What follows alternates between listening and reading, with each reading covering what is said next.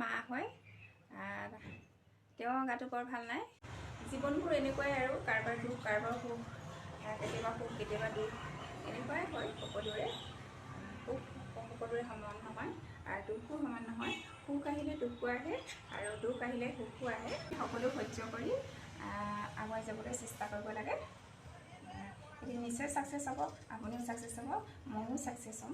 সেইটোৱে টিভি চোৱাত বিজি, আইকৰ ওচৰত বহি লৈ একদম ধুনীয়াকৈ বহি এইয়া কাৰ্টুন চাই আছে।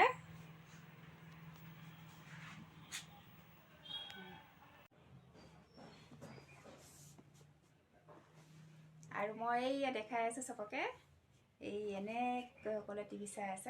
আৰু এয়া মাৰ কাৰণে গাখীৰ হৰলিক্স বনাব লৈছোঁ, গাখীৰ গৰম কৰি আছোঁ। আৰু এয়া গাখীৰ হৈ গ'ল, গাখীৰ হৰলিক্স বনাই ল'লোঁ। এয়া হৈ গ'ল। আৰু তেওঁক খাবলৈ দিম। আজি একো নবনালোঁ বেলেগ, এই কেক আছিলে, কেক দিম। আৰু লাড়ুবিলাক বহুত মিঠা, সেইকাৰণে তেওঁ বেছি নাখায়, সেইকাৰণে আধা দিম। আৰু নাৰিকল লাড়ু এটা দি দিম। এয়া আজি এনেকৈ তেওঁক খাবলৈ দিম, একো নবনালোঁ বেলেগ। ভাত খোৱা দেৰি হৈছিলে, সেইকাৰণে বেলেগ একো নবনালোঁ, এনেকৈ খাবলৈ দিম। আৰু এয়া হৈ গ'ল, মই মাক চাহ খাবলৈ দিওঁগৈ।